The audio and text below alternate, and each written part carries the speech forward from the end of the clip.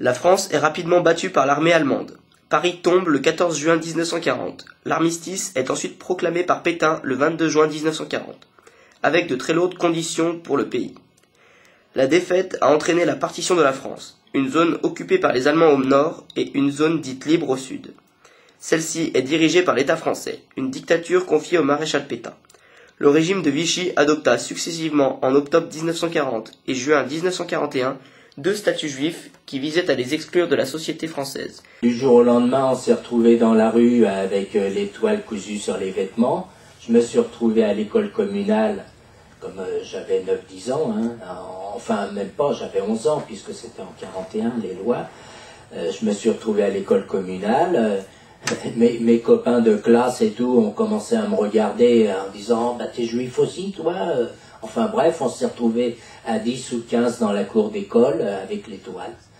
Et bon, il y en a qui sont restés camarades avec nous et d'autres qui se sont bien écartés parce que certainement leurs parents ont dit c'est pas des gens à fréquenter, évitez d'être copains avec eux, enfin bref.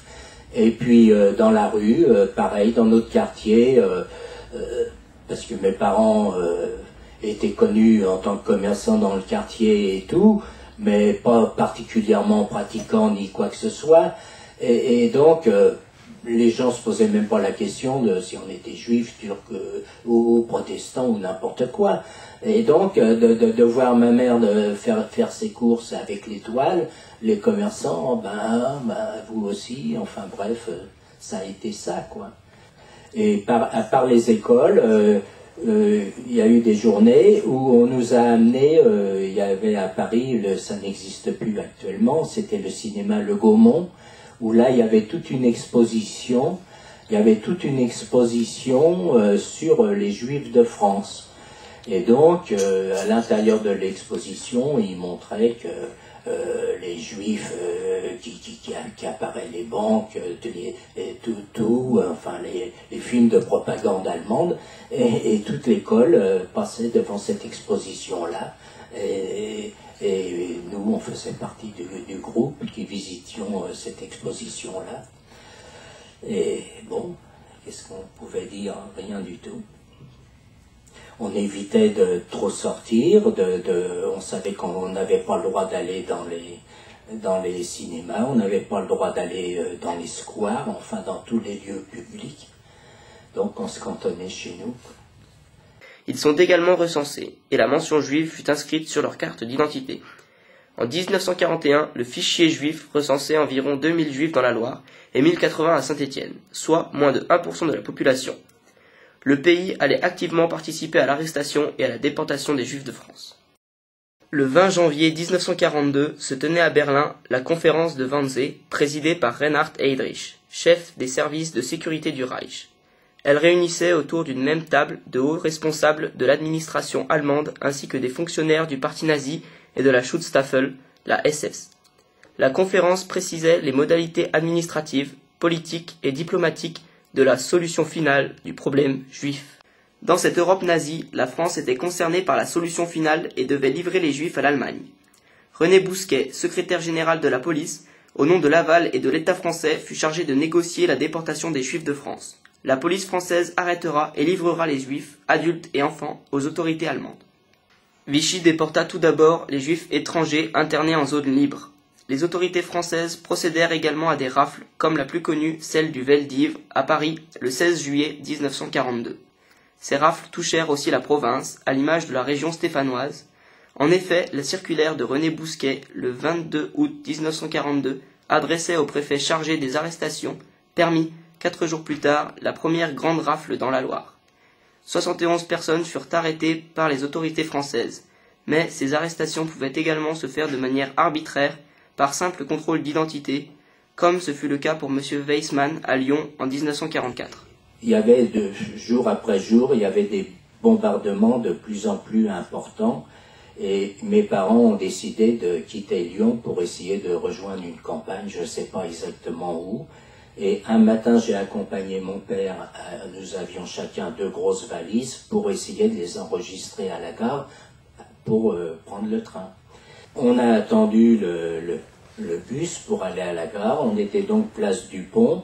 Et là, à un moment, il y a eu une traction avant qui a fait le tour de la place du Pont et qui nous a remarqué tous les deux avec ses valises. La traction avant s'est arrêtée devant nous, nous ont fait monter dans la traction avec nos valises et on s'est retrouvés à la Gestapo. Mon père a été interrogé, a été tapé avec un pied d'un bureau qui se défaisait exprès et puis qui a été tapé pour qu'il donne sa véritable identité.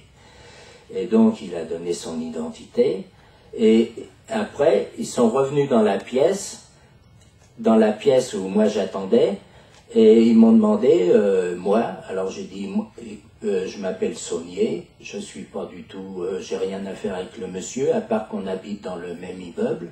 J'ai donné un coup de main à porter les valises, mais j'ai rien à faire avec lui. Bon, là, celui qui m'interrogeait a eu un petit moment d'hésitation. Et bon, je vais vous expliquer. Enfin bref, il m'a demandé de baisser mon pantalon. Et là, il a vu que j'étais juif. Et là, j'ai pris une gifle dans la figure. J'ai cru que ma tête s'arrachait. Et mon interrogatoire était terminé. Mais comme j'avais dit où on habitait, pour expliquer que j'avais donné un coup de main en tant que voisin, sans savoir, ils ont pris la voiture, ils ont été à l'appartement où on habitait, et là ils ont arrêté ma mère et une cousine qui était justement venue nous voir. Heureusement, mon frère, qui à l'époque, lui, avait 10 ans, était juste chez une voisine, ce qui fait qu'il n'a pas été arrêté en même temps. Et peut-être un quart d'heure après, ma mère est arrivée, blanche comme un linge, avec cette cousine. Et donc, on nous a descendus dans les sous-sols de la Gestapo, dans les caves. Et là, on a été alignés sur un banc, les uns derrière les autres, la figure contre un mur, et interdiction de parler, interdiction de bouger, en quoi que ce soit. Et comme c'était de bonne heure le matin, on a passé toute la journée comme ça, à pas pouvoir échanger un mot sous la surveillance de membres de la Gestapo, quoi, de soldats qui étaient là. Parce qu'au fur et à mesure de la journée, il y avait de nouvelles arrestations qui venaient prendre la suite sur les bancs. Et jusqu'au soir, où là, on a été embarqués dans des camions et on s'est retrouvés dans le fort de Montluc, là, une prison qui est à Lyon. Les femmes étaient dans la partie en dur et où étaient également des résistants, et les Juifs, eux, on était dans une baraque en bois qui était à l'intérieur d'une cour. Donc, on s'est retrouvés à l'intérieur, mon père et moi, à l'intérieur de cette baraque, et dans la baraque, donc, on était sur des lits à 2 étages, comme ça, répartis. La Gestapo a été bombardée, et là, les Allemands sont venus dans notre baraque prendre chaque matin des hommes pour dégager les décombres de la Gestapo. Et chaque jour, il y avait des listes comme ça d'hommes à tour de rôle qui partaient travailler. Et en fin de compte, à midi, quand ils revenaient du chantier, automatiquement, il y avait un brouhaha, tout le monde parlait, tout le monde... bon.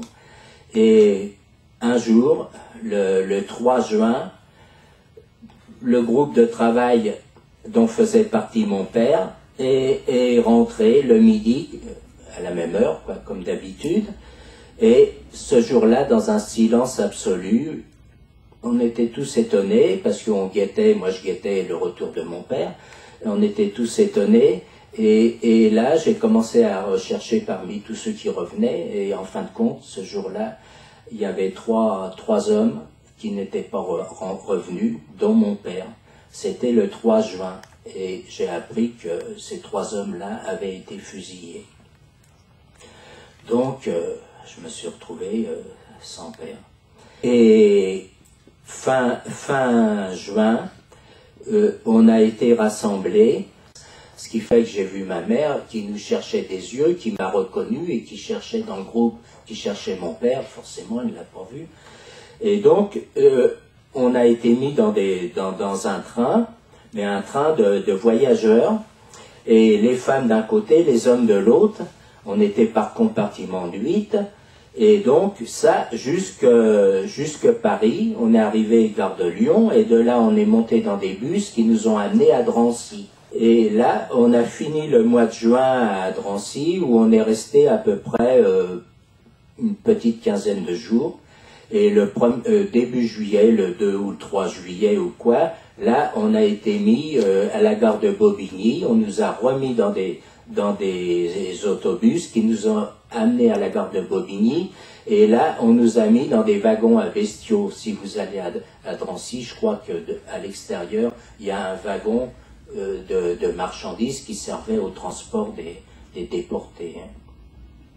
Et donc, là, on s'est retrouvé à peu près à 70-80 hommes, femmes, enfants, vieillards, dans ces wagons, avec de la paille qui était étalée par terre, et deux grands récipients de jerrycans, enfin deux grands récipients, un rempli d'eau, parce que c'était puis ça a dû être à chaque convoi, rempli d'eau, et un autre pour faire les besoins. Et pour faire les besoins, donc, c'était devant tout le monde. Quand quelqu'un avait envie, on s'arrangeait pour prendre des manteaux, ou quelques-uns avaient des couvertures, pour mettre autour, et plus ou moins cacher la personne qui faisait ses besoins. Et petit à petit, ce récipient-là s'est retrouvé archi plein, parce que le voyage a duré à peu près 4 jours. Hein. Et on avait chacun un pain de 4 livres. Ma mère en avait un, j'en avais un aussi. Et pendant tout le voyage, on s'est arrangé pour manger un pain de 4 livres et en garder un pour quand on arriverait. Et automatiquement, le récipient a débordé et a humecté toute la paille qui s'est retrouvée pleine d'excréments, enfin de ce qu'on avait fait, quoi. Et on couchait là-dedans, tant bien que mal, enfin pendant tout le voyage. Il faisait une chaleur terrible, puisqu'on était courant juillet, et les quelques ouvertures étaient cachées par des planches pour que personne puisse se sauver. Et ça a été donc notre voyage, et à un moment, le convoi s'arrête, un grand silence, on savait pas trop où on était. La fin du voyage pour M. Weissmann, comme pour la grande majorité des Juifs de France, fut Auschwitz. 79 convois furent organisés jusqu'en 1944 et concernèrent 75 724 Juifs. Parmi eux, on estime que 324 provenaient de la Loire.